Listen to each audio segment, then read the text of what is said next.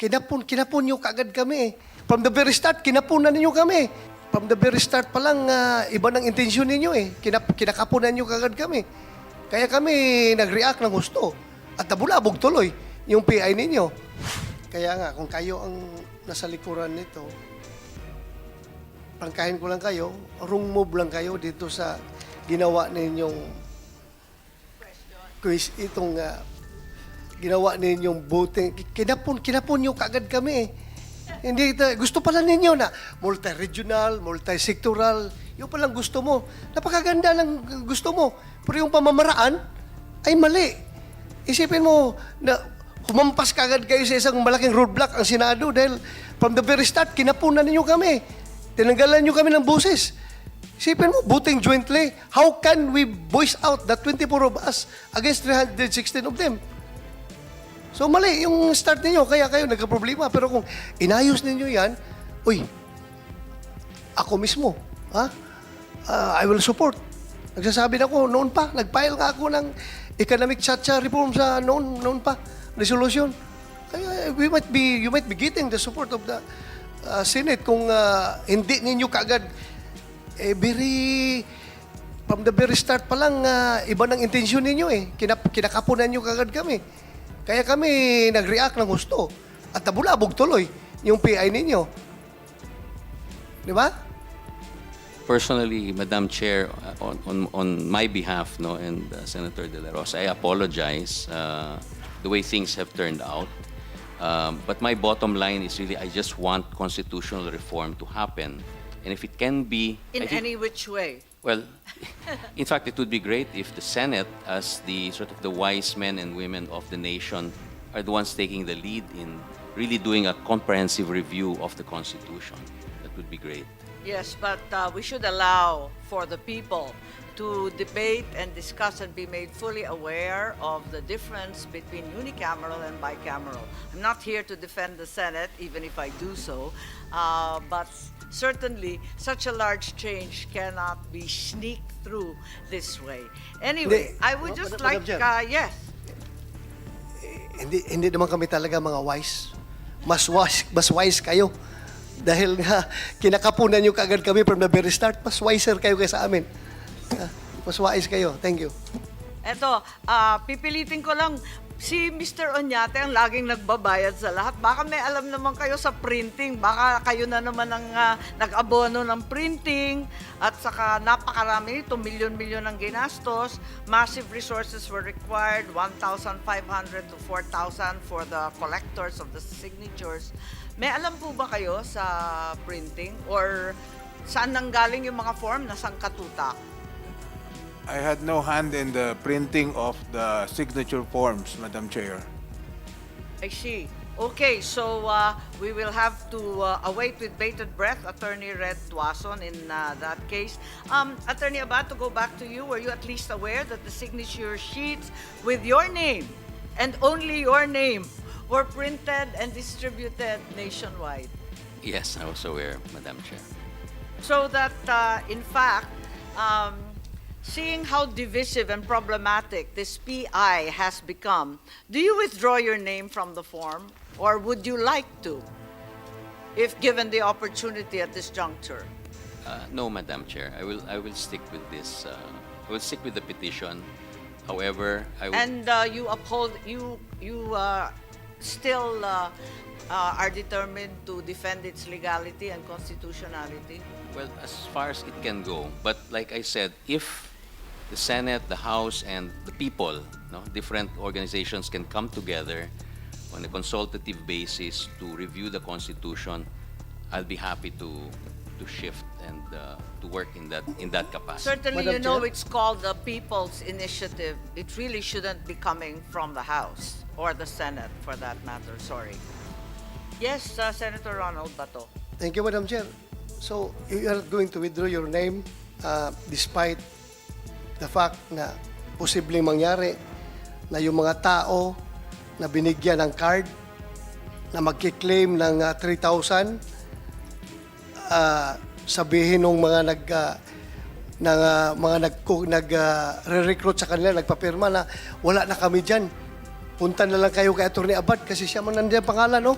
doon mo singilin kay Atty. Abad yung 3,000 na pinapromise namin na yung card ninyo. Hanapin niyo si Atty. Abad. So you're willing to face those people? Well, my understanding is that there is no, it should not be linked to this amount. So I will tell them that. Kaya nga, I'm just giving the situation.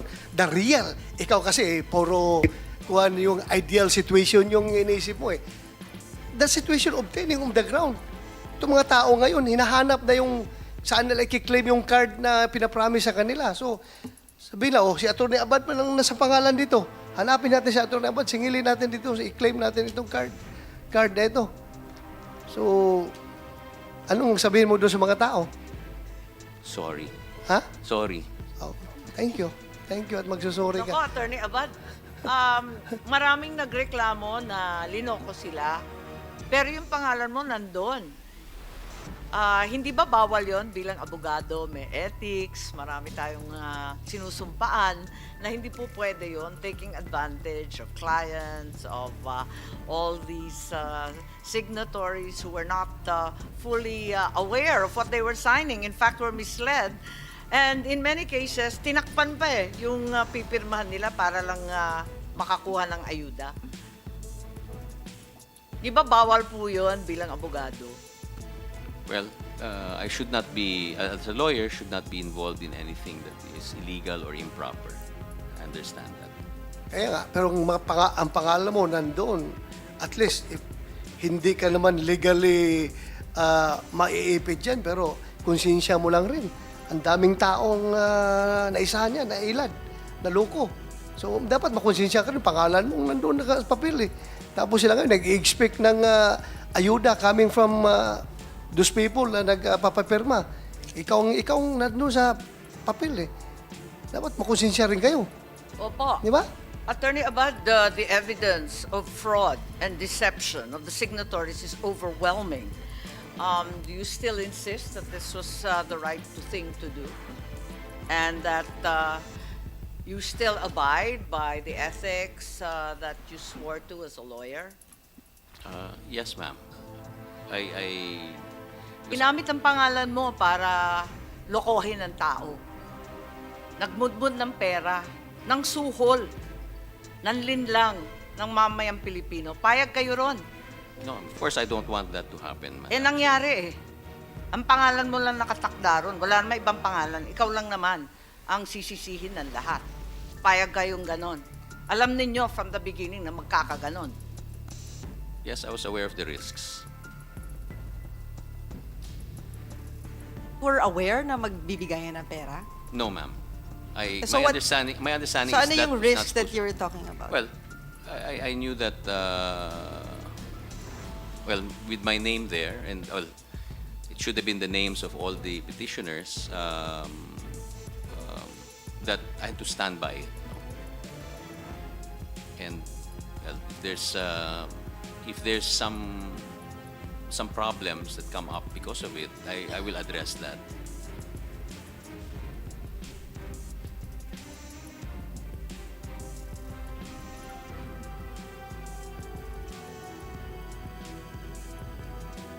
Yes, supposing you filed a petition for People's Initiative, you would have represented PIRMA or yourself or Change Philippines or any of these organizations.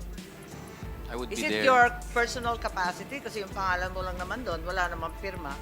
Yung petition will be representing yourself personally? Ganun ba yun? I will be there in my personal capacity as and as well as the other petitioners. So, hindi na yung PIRMA.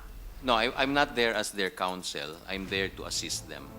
Okay, paano yung mga tao na linoko at gusto ngayon i-withdraw yung kanilang mga signature, hindi naman na pumapayag yung COMELEC at wala namang patakaran, these are the people that you will file a petition for as well? You will be their lawyer, correct? If they... Are you saying if It's they in the withdraw? form. Hmm. It's what you have. Andito po eh. Andito dito. Diba? We hereby authorize Attorney Anthony Abad to cause the filing of the petition, perform any and all acts necessary in furtherance thereof. Sagot mo lahat. Yes, ma'am. Pati yung fraud, pati yung panliling lang, pambobola, yung suhol, yung pera ng gobyernong ginamit. Kaya mo lahat yun. Ma'am, I did not join this to engage in fraud or any improper behavior. Kaya nga, nangyari na nga eh. nangyari na Tinatanong ka namin kung pananagutan mo ba yan. Nangyari na nga eh. Ang daming nag-testify na gano'n ang nangyari sa field. So pananagutan mo yan. I'll address it. Ha? You will face them? Mm, Ha? yes. And just say sorry to them? Well, Ha? Madam Chair, Yes, Senator Risa po. about that point just raised by Sendroy De La Rosa, I mean, sorry na lang ba? Sorry na lang ba? Ang dami-dami na po, just this manifestation, Madam Chair, before I move to another hearing. But after 3 hearings of our committee, na napakalabo nung isang tanong, bakit? No, ang dami na pong advocates, pero wala ni isa sa kanila nakasagot ng tanong, ano yung purpose ng proposal to vote jointly? No? So, sorry na lang ba, Madam Chair?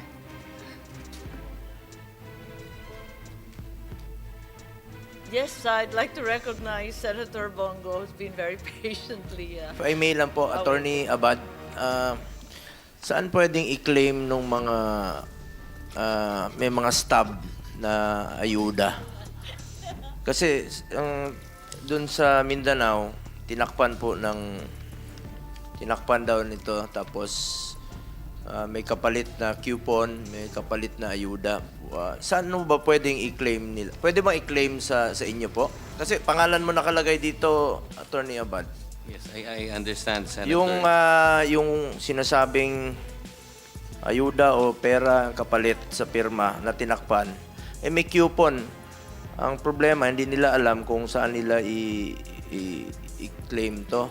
Pwede mo bang sagutin yung taong bayan kung pwede nilang i-claim sa inyo? I'm not in a position to address those Hindi, ang claims. pangalan kasi, pangalan mo Attorney Anthony A. Abad. So, yung ibang tao, yung mga kababayan nating mahirap, pinagsasamantalahan po. Ang tanong dyan, saan nga nila kukunin? Kung nag-expect sila ng kapalit, pwede ba nilang i-claim sa'yo? Kasi pangalan mo nga nandito. Opo, pero I am a petitioner. I'm awaiting the prospering of the petition. I'm not part of the operation or the administrative part of. So, are you aware na meron kapalit na ayuda to? No, I'm not aware Paano yan kung ikaw ang hanapin? Anong sabihin mo? that I'm not aware. Maraming umaasa dito, Attorney Abad. Hinahanap ka ron. Nahanap ko sa Davao, sikat-kat pati sa Bukidnon. Pagdating mo sa airport doon, maraming magsisingil sa'yo. Sigurado yan. Sigurado yan. Just to give you advance info yung card, claim stub na merong building ang nakalagay, District 1 yun ng Davao. Mga residente. Yung card na ang nakikitang picture doon ay Bundok, District 2 yun ng Davao. Yung card na ang picture nakalagay Aguila, District 3 yun ng Davao. Bigyan lang kita ng information. Gaano kadami yung tao magki-claim sa iyo niyan kapag We're just flashing on screen all the affidavits, the signature forms, all containing Attorney Abad's name that were provided us throughout the country. Napakarami niyan eh. Anong sasabihin natin sa kanila? Sorry na lang ng sorry. Pwede ba yun?